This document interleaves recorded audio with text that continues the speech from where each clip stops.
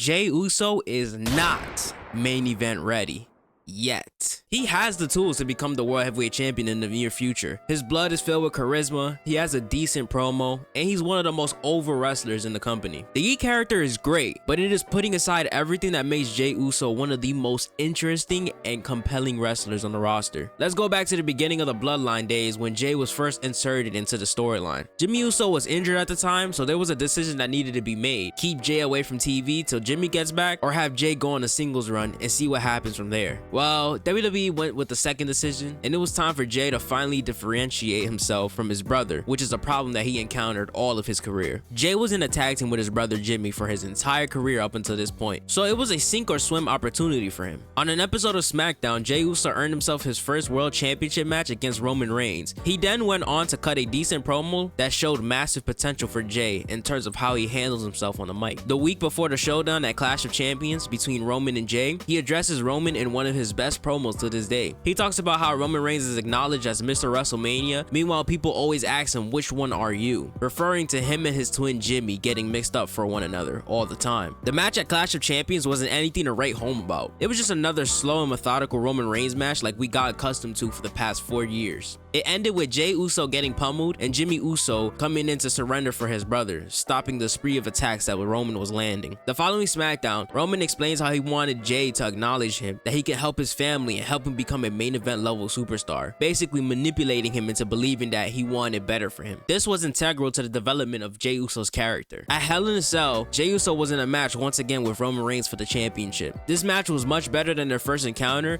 as it was more physical and more back and forth rather than a majority of it being a beatdown by Roman Reigns. In the end, Roman was brutalizing Jey Uso once again, and Jimmy came in to save his brother, and this time Roman Reigns put Jimmy in a guillotine, which forced Jey to say I quit. The following SmackDown, Jey Uso aligned himself with Roman Reigns, acknowledging him as the tribal chief and ultimately turning heel following the orders of the head of the table. Eventually, Jimmy would join his brother and form the Bloodline as we know today, but the seeds of the solo run for Jey Uso were planted. Jey Uso was always the mysterious guy of any form of the Bloodline because you never knew how he truly felt when he aligned with his family. He was being manipulated every single week into thinking that this was the right way to go about things in order to achieve respect and glory. I've just shortened down the Bloodline story for you to give you an idea of where Jey's character was during this entire saga. Now let's talk about the current run of main event Jey Uso. He is almost unrecognizable from when he was in the Bloodline. Jey Uso is now this goofy character that has incorporated his catchphrase Yeet into practically everything he does. When he's working a comeback, Yeet. When he's cutting a promo, Yeet. When he's coming down for his entrance, Yeet. Everything has turned into a catchphrase and is honestly halting the progression of his character. Jey Uso is one hell of a talent, and off of crowd reaction alone, you can crown that man World Heavyweight Champion by tomorrow. The problem is, he's simply not ready. His character progression has seemed to jump out the window, and the serious aspects of his character have been nowhere to be found. He has a limited moveset, his current character has leaned on the goofy side more than ever, and his promos have also suffered from that effect. We can go back to SummerSlam of 2023 when Jey Uso challenged Roman for the championship in a tribal combat match. Jey Uso cut one of his best promos, and it truly felt like a star was born right before our eyes. He built himself up as an executioner who was ready to go to unforeseen levels to make sure that he put away the tyrant that his cousin was at the time. The whole build-up of the match was amazing, and Jey was finally getting that true single star recognition from the fans. The match itself, however, was a drag.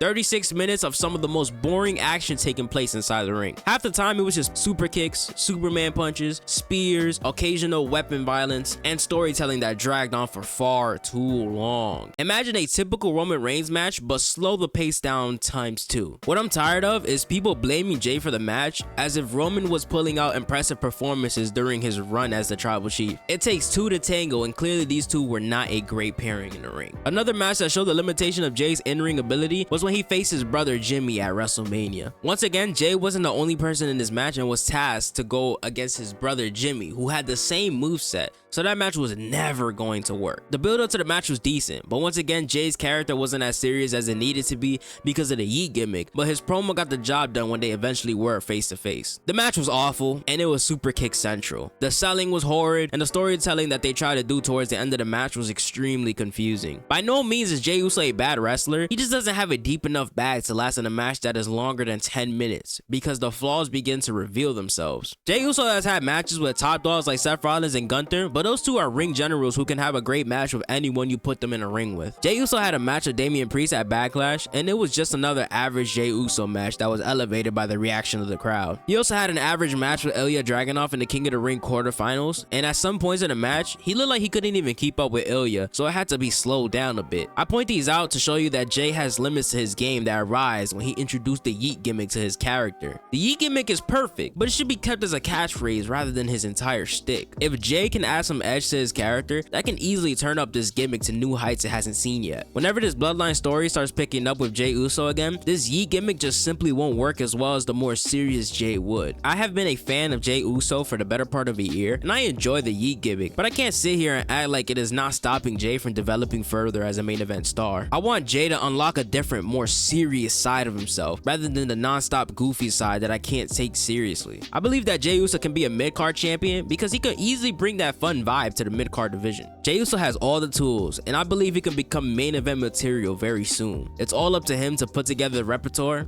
and flourish into that star that we know he can become. I just realized that I forgot the outro for the video entirely, so I'm just gonna film it right now. I hope you guys enjoyed the video. Make sure you like, make sure you comment, make sure you subscribe, make sure you follow me on Instagram, make sure you follow me on Twitter. All of that's gonna be in the link in the description down below. Make sure you go join the Discord. That's gonna be where we have talks about wrestling. That's where we have hot takes and all that good stuff. So make sure you join the Discord. Hope you guys have a great day. Peace, love, and hugs. I'm out of here.